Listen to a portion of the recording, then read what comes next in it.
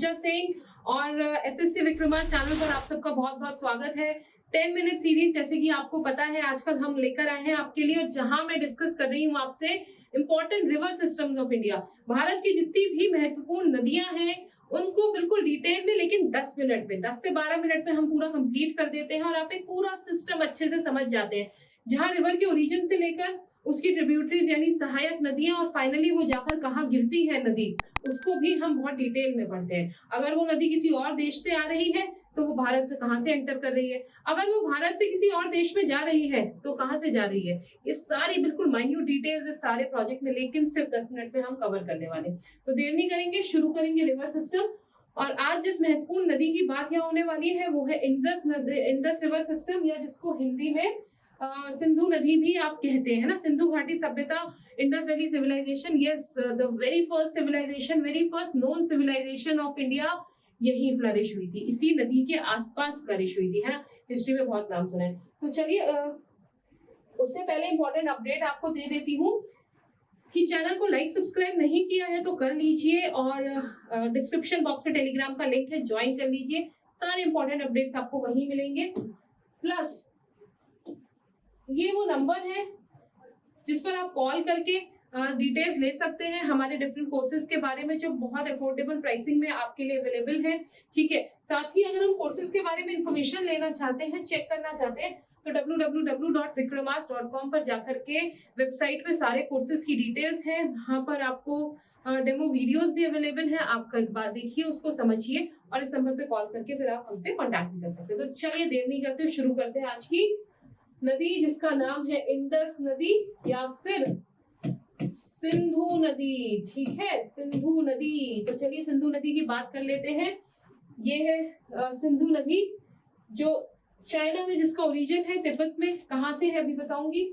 India में आती है, और इंडिया में अगर देखूं तो पाक ऑक्यूपाइड कश्मीर में से होकर ये निकल जाती है, और फाइनली ये जाती है पाकिस्तान में, जहाँ झेलम, चेनाब, रावी, सतलुज और ब्यास ये सब इसमें मिल जाती है, और ये बनाती है पंचनद, और फाइनली ये गिर जाती है आपकी अरेबियन सी में या फिर अरब सागर में। ठीक है, तो ये कोर्स है। चलिए मैंने एक बार ओवरव्यू आपको बता दिया, अब फटाफट इसका डिटेल कर लेते हैं, है ना। चलिए देर नहीं करते, ये आऊंगी इस पर वापस, इस रिवर के पूरे सिस्टम को, इस जंजाल को समझाने के लिए आपको, लेकिन उससे पहले डिटेल समझते हैं।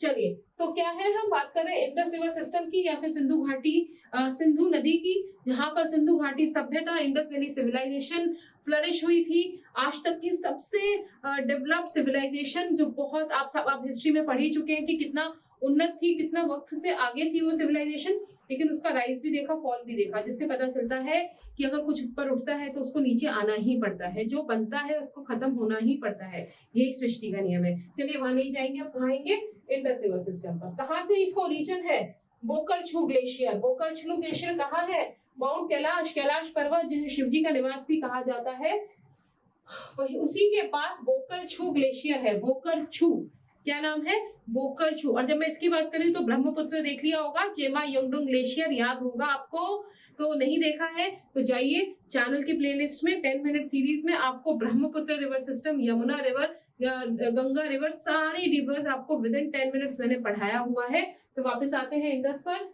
यानी सिंधु घाटी की सिंधु नदी जो है उसका ओरिजिन कहाँ पर है, शिवजी के धाम यानी कैलाश पर्वत में बोकरछू ग्लेशियर है, वहां से ये निकलती है। ठीक है, ईस्ट में फ्लो करती है, कहाँ जाती है, ईस्ट की तरफ। आपने देखा होगा ना, मैंने इसमें दिखाया था इधर, तो इधर क्या है, ईस्ट है ना, जानते हैं ना। ठीक है, तो ईस्टवर्ड ये फ्लो करती है, ये वेस्ट है, ईस्ट है, नॉर्थ है, साउथ है। तो ये बोकरछू ग्लेशियर से निकलती है, ईस्ट में फ्लो करती है, कितना 2900 किलोमीटर, और फाइनली जाके बहुत सारे ग्लेशियर्स, माउंटेन्स, इनसे होते होते काराकोरम, लद्दाख, जास्कर और हिमालयन रेंज, इन 4 बड़े हिमालयन रेंजेस से ये निकलती है। कौन कौन सी मैंने आपको बताई, काराकोरम, लद्दाख, जास्कर और दूसरे हिमालयन माउंटेन्स, उसमें से होते होते फाइनली अरेबियन सागर में या अरब सागर में जाकर के गिर जाती है। एक छोटे से उसमें मैंने आपको इसका ओरिजिन से लेकर के उसका ड्रेन तक बता दिया। बोकरछू से निकलती है, 29 किलोमीटर, 2900 किलोमीटर का इसका पूरा जर्नी है निकल करके, और फाइनली अरब सागर में गिरने की कितनी है 2900 किलोमीटर। ठीक है, कभी कभी पूछ लेते हैं इस तरीके का, तो याद रखना है आपको ये भी। चलिए, इसको सिंघी खंबन भी कहते हैं तिब्बत में। ठीक है, और जब मैं सिंघी खंबन बता रही हूँ तो आई होप आपको याद होगा कि सांगपो यारलंग कहते हैं ब्रह्मपुत्रा को तिब्बत में। तो इंडिया में जो नाम है तिब्बत में उससे डिफरेंट होते हैं नाम। ठीक है, तो यारलुंग सांगपो कहते हैं किसको, ब्रह्मपुत्र को, और इंडस यानी सिंधु नदी को कहते हैं सिंघी खंबन। क्या कहते हैं, सिंघी खंबन यानी शेर का मुंह। ठीक है, ये तिब्बत में कहते हैं। सीधे जाती है लद्दाख और जास्कर के बीच में, यानी ये लद्दाख है ये जास्कर है, तो इसके बीच में से निकल जाती है। समझाने के लिए, ऐसे नहीं है, बहुत बड़ी बड़ी रेंजेस है ना। तिब्बत से रिवर इंडिया में एंटर करती है, कहाँ से, लद्दाख से। इंडिया में कहाँ से एंटर हो रही है, लद्दाख से। तिब्बत से निकलती है बोकार्चू ग्लेशियर से, जास्कर और लद्दाख रेंजेस के बीच में से फ्लो करती है। तिब्बत में इसको सिंघी खंबन कहते हैं, इंडिया में लद्दाख से एंटर कर रही है। ठीक है, यहाँ तक मैंने आपको बताया। लद्दाख से होकर के ये जम्मू कश्मीर में फ्लो करती है। ठीक है, और यहाँ से ये चली जाती है बल्टिस्तान और गिलगिट पाकिस्तान में। ठीक है, ये इसका कोर्स होता है। तिब्बत से निकलती है, इंडिया आती है लद्दाख से, फिर उसके बाद जम्मू कश्मीर से ट्रेवल करती है, जम्मू कश्मीर से होकर के फिर गिलगिट और बाल्टिस्तान जो है पाकिस्तान में, ये वहां चली जाती है, और फाइनली इसमें 5 नदियां और मिलती हैं और ये जाकर के अरेबियन सागर में गिर जाती है। जास्कर नदी मिलती है लेह के पास, श्योक नुब्रा इसकी ट्रिब्यूटरी है नॉर्थ में। तो चलिए पहले ट्रिब्यूटरी देख लेते हैं। शिगार नदी भी इससे मिलती है, कहाँ पे, शार्दू में। ये इतना नहीं करना आपको। गिलगिट इसकी एक दूसरी ट्रिब्यूटरी है। ठीक है, ये वेस्ट से जुड़ती है। फिर रिवर जो है नंगा पर्वत से फ्लो करती है और नंगा पर्वत से पाकिस्तान में जाती है। तो पाकिस्तान में कहाँ से एंटर करती है, पहले नंगा पर्वत जो माउंटेन्स है वहां से होकर के फिर ये पाकिस्तान में एंटर करती है। श्योक नुब्रा, जास्कर, शिगार, ये इसकी इंपॉर्टेंट ट्रिब्यूटरीज है। ठीक है, अब देखिए मैंने ट्रिब्यूटरीज यहाँ पर एक जगह लिखी है, ट्रिक नहीं बताऊंगी क्योंकि इतनी सारी नदियों की ट्रिक याद करने से अच्छा है इन्हीं को आप 8-10 बार लिख लीजिए। ब्लैंक मैप ले लीजिए। ठीक है, इस तरह से बनाइए,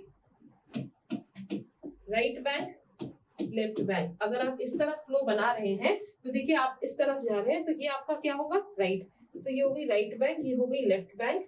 इनको लिख करके 10-15 बार याद कर लीजिए, बेटर है। क्योंकि क्या होता है, अगर हम ट्रिक्स आपको YouTube पे तमाम मिल जाएंगी, मैं भी आपको लाकर यहाँ लिख कर दे दूंगी, पर सोचिए कि 10, 12, 15 नदियों के सिस्टम हम पढ़ रहे हैं, हर एक की ट्रिब्यूटरी ट्रिक से याद करें तो ट्रिक भी तो 15 ट्रिक याद करनी होंगी। उससे बेहतर होगा हर नदी के साथ उसकी जो सहायक नदियां हैं, ट्रिब्यूटरी है, उनको आप इस तरह से लिखकर याद कर लीजिए, कभी नहीं भूलेंगे। तो लेफ्ट बैंक में क्या है, जास्कर, सूरू, सोआन, जास्कर, सूरू, सोआन, झेलम, चेनाब, रावी, ब्यास, सतलुज, पंजनाद। ठीक है, तो पंजनाद इनको जब मिलकर के बन जाती है तो 5 नदियां आपको पंजाब की पता ही है कौन कौन सी है, झेलम, चेनाब, रावी, ब्यास और सतलुज। ठीक है, झेलम, चेनाब, रावी, ब्यास, सतलुज कहाँ की है, पंजाब की नदियां हैं, है ना, इसीलिए इसको पंजाब कहा जाता है, 5 नदियों का प्रदेश है। इसके अलावा जास्कर, सूरू, सोआन, आसानी से याद हो गई, कुछ करना ही नहीं है। चलिए आइए राइट बैंक में, इसको थोड़ा देखना पड़ेगा। श्योक, गिलगिट, हुंजा, श्योक, गिलगिट, हुंजा, स्वात, कुनार, कुर्रम, गोमल और काबुल।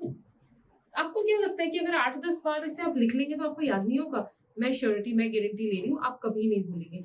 पर शर्त एक ही है, याद करनी है, लिखनी है, प्रैक्टिस करनी है, देख के लिखिए, 5 बार देख के लिख लीजिए, 6वीं बार देखने की जरूरत ही नहीं पड़ेगी। अपने ऊपर कॉन्फिडेंस रखिए, बहुत ज्यादा ट्रिक्स के पीछे मत भागिए, क्योंकि ट्रिक्स के पीछे हम जाते हैं और फाइनली ट्रिक्स ही भूल जाते हैं एग्जाम में। अब आपने 8-10 नदियों की ट्रिक्स याद कर रखी है, अब आपने यही नहीं याद रखा कि किसकी ट्रिक किसके साथ काम आनी है, तो फिर कैसे होगा? ट्रिक पे मत जाइए, लिखिए, प्रैक्टिस करिए, कभी नहीं भूलेंगे। ठीक है, चलिए ये देखिए, बोकार्चू ग्लेशियर यहाँ से निकली, सियाचिन ग्लेशियर से श्योक नदी आ रही है, श्योक मिल गई, गिलगिट मिल गई, है ना। काबुल नदी, काबुल की 2 सहायक है, स्वात और कुनार। ठीक है, कुर्रम, टोची, गुमाल। ठीक है, इसको मत करिएगा चाहे। ठीक है, फिर उसके बाद अगर इधर देखूं, जास्कर, सूरू। ठीक है, अब ये झेलम, चेनाब, रावी, ब्यास, सतलुज, स्पीति, ये सब जाकर के फाइनली इंडस में एक साथ पाकिस्तान में मिल रही है। ठीक है, तो सोआन, सुरू, झेलम, जास्कर, सोआन, सुरू, झेलम, जास्कर, ये आप याद रखिएगा लेफ्ट हैंड पर, और राइट हैंड की मैंने आपको बताई दी, क्यों नहीं याद दूंगी, जरूर याद दूंगी। आपने बस क्या करना है, ऐसे ऐसे बना लेना है।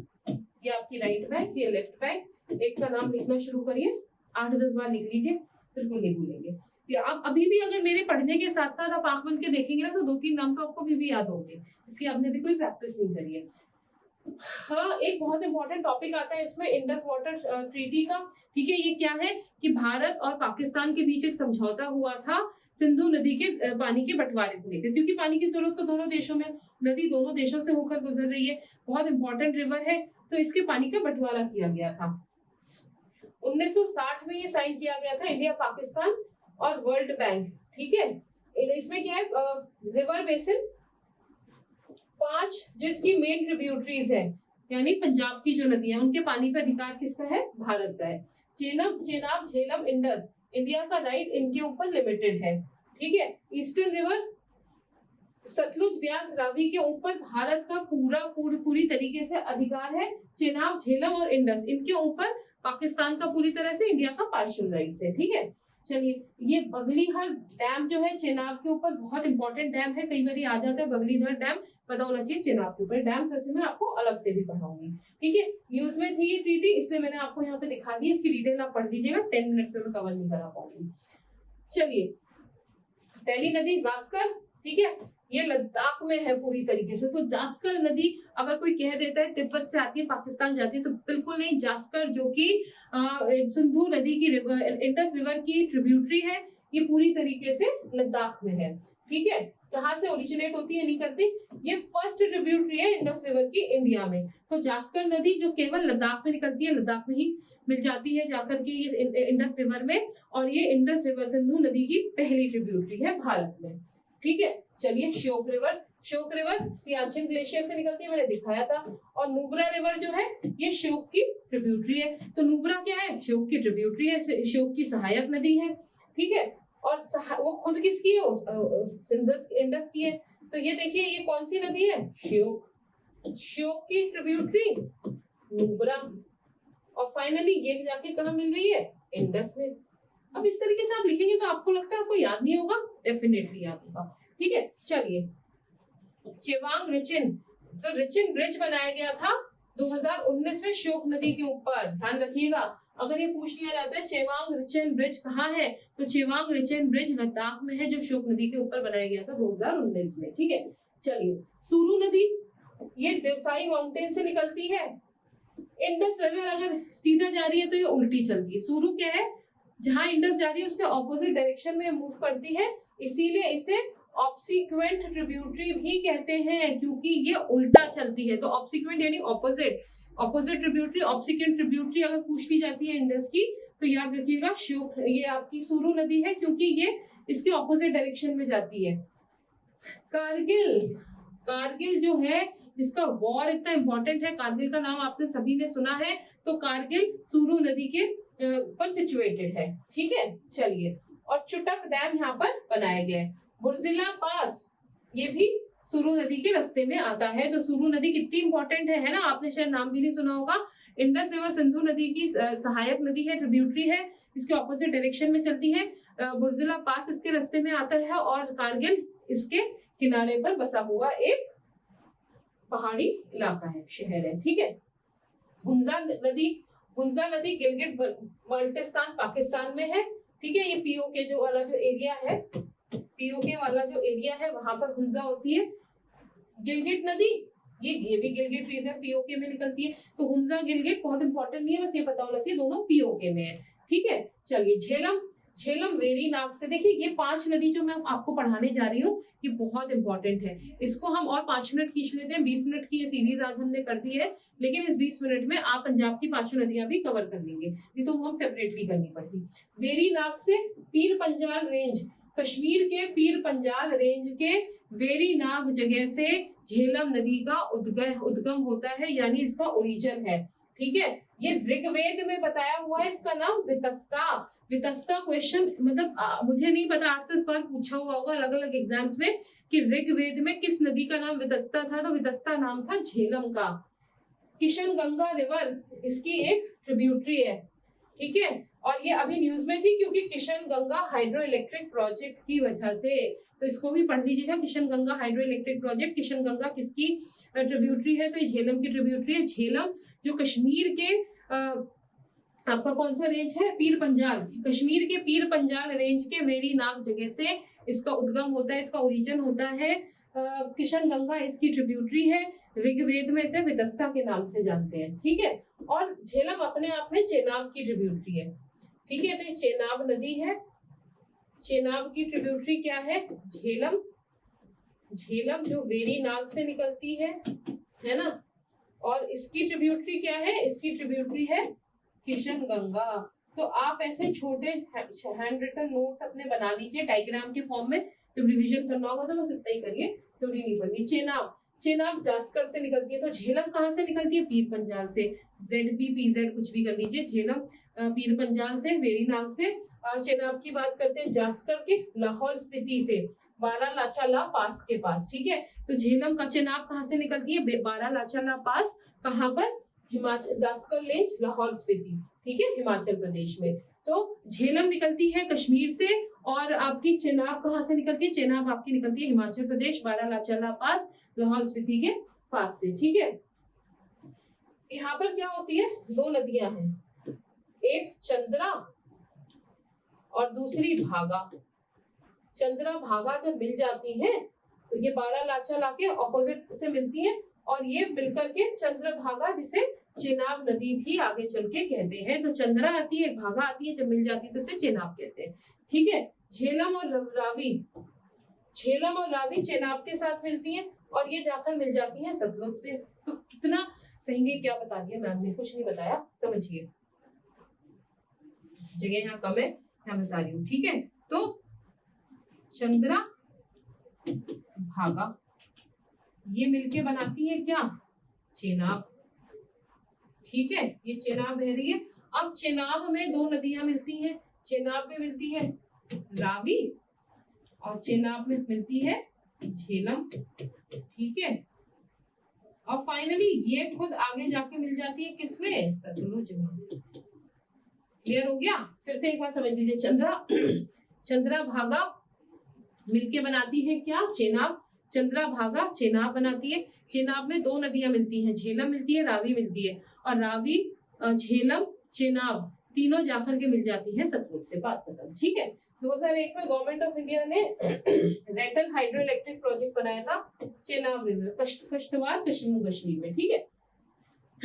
रावी नदी हमने पढ़ा था, यानी हम झेलम पढ़ चुके हैं, रावी पढ़ रहे हैं। झेलम और रावी दोनों मिलती है किसमें, चेनाब में। चेनाब जो खुद चंद्रा भागा से मिलकर बनी है, और जब ये तीनों नदी मिल जाती है तो जाके मिल जाती है सतलुज से। चलिए, रावी नदी रोहतांग पास से, आप सबने सुना होगा, कश्मीर में, हिमाचल प्रदेश का बहुत इंपॉर्टेंट पास है रोहतांग पास, ठीक है। चलिए, और बारालाचाला पास से क्या निकलती है, चेनाब, ठीक है। झेलम कहाँ से निकलती है, कश्मीर, वेरीनाग, ठीक है, पीर पंजाल रेंज। रावी नदी रोहतांग पास, कुल्लू हिल्स, हिमाचल प्रदेश, पीर पंजाल और धौलाधार रेंज के बीच में ये घूमती है। इंटरनेशनल बॉर्डर बनाती है रावी नदी इंडिया और पाकिस्तान का, ठीक है। तो रावी नदी इंटरनेशनल बॉर्डर भी बनाती है इंडिया और पाकिस्तान के बीच में। सतलुज ऐसी है जो इंडिया और पाकिस्तान दोनों में फ्लो करती है, ठीक है। रावी नदी चेनाब से मिलती है, ठीक है, इसी में झेलम भी मिलती है, और चेनाब जाके मिलती है सतलुज से। ब्यास नदी ये भी हिमाचल प्रदेश की है। तो अभी तक झेलम अकेली ऐसी थी जो कश्मीर से, जिसका ओरिजिन था। इसके अलावा चेनाब, रावी और ब्यास ये तीनों ही निकल रही हैं कहाँ से, हिमाचल से, जिसमें झेलम निकली है कहाँ से, बारालाचाला पास से। रावी का ओरिजिन बताया है रोहतांग पास। ब्यास का देख लेते हैं, ये भी रोहतांग पास से। तो रोहतांग से दो नदियां निकल रही है, रावी और ब्यास, याद रखिएगा, बहुत इंपॉर्टेंट है, ठीक है। पीर पंजाल ये भी धौलाधार रेंज को क्रॉस करके, इतना नहीं करना। सतलुज से कहाँ मिलती है, हरिके वेटलैंड्स, पाकिस्तान में, सॉरी इंडिया में, पंजाब में हरिके वेटलैंड्स है, बहुत इंपॉर्टेंट वेटलैंड्स है। यहीं पर रावी, जो ये जो आपकी ब्यास नदी है, ये आकर के सतलुज से मिल जाती है। सतलुज से कहाँ मिलती है, हरिके पंजाब में, ठीक है। तो ये छोटी नदी है और पूरी तरह से सिर्फ इंडिया में ही ये निकलती है, वहीं आकर के गिर जाती है। तो हिमाचल प्रदेश में रोहतांग, ठीक है, रोहतांग से निकली ब्यास, ये कौन सी जा रही है, सतलुज, सतलुज में हरीके वेटलैंड्स पंजाब, यहाँ पर ये मिल जाती है सतलुज में। ठीक है, सतलुज में एक नदी और मिल रही है, वो कौन सी है? चेनाब। और चेनाब में दो नदियां कौन सी मिल रही हैं? चेनाब में दो नदी मिल रही हैं, झेलम और रावी। ठीक है, रावी ये भी रोहतांग से निकल रही है। ठीक है, और चेनाब कहाँ से निकल रही है? बारालाचा के पास से। ठीक है, तो इस तरीके से कनेक्शंस बनाते जाइए, दिमाग में भी और पेपर पे भी, कभी नहीं भूलेंगे। ठीक है, चलिए फटाफट से खत्म करते हैं। सतलुज नदी, ये मानसरोवर राकसताल, ठीक है, मानसरोवर तिब्बत में राकसताल या राकस लेक भी कहते हैं, वहां से मानसरोवर के लेक के पास राकसताल है, वहां से इसका ओरिजिन है सतलुज का। इंडिया में शिपकिला पास से, एस फॉर सतलुज, एस से शिपकिला पास से ये इंडिया में एंटर करती है। ठीक है, इंडिया तिब्बत बॉर्डर के पास ग्रेट हिमालयाज को क्रॉस करती है, फिर पंजाब के प्लेन्स में आती है नंदा देवी धार से। तो इंडिया यहाँ पंजाब में कहाँ से एंटर कर रही है? नंदा देवी धार। क्वेश्चन पूछा हुआ है, इंपॉर्टेंट है। नंदा देवी धार से ये पंजाब के प्लेन्स में एंटर करती है। बाकी सारी नदियां पहाड़ों में घूम रही है, सतलुज आ रही है पंजाब के प्लेन्स। ठीक है, यहीं पर भाखड़ा डैम है, तो भाखड़ा नांगल डैम कहाँ पर है? सतलुज नदी के ऊपर है। ठीक है, चलिए ब्यास ज्वाइन करती है सतलुज को हरिके पे, है ना। फिर सतलुज जो है ये भी इंटरनेशनल बाउंड्री बनाती है बिटवीन इंडिया एंड पाकिस्तान। ठीक है, चलिए पंजाब में आ जाती है, यानी इसका ओरिजिन कहाँ पर है? राकसताल, मानसरोवर, शिपकिला पास से इंडिया में एंटर करती है। फिर ये पंजाब में एंटर करती है नंदा देवी धार से, वहां पर ये पंजाब के प्लेन्स में जाती है, ब्यास नदी इससे मिल जाती है हरिके पंजाब में ही। फिर ये इंटरनेशनल बॉर्डर बनाती है between India and Pakistan. Indus river का बेसिन, तिब्बत, इंडिया, अफगानिस्तान और पाकिस्तान।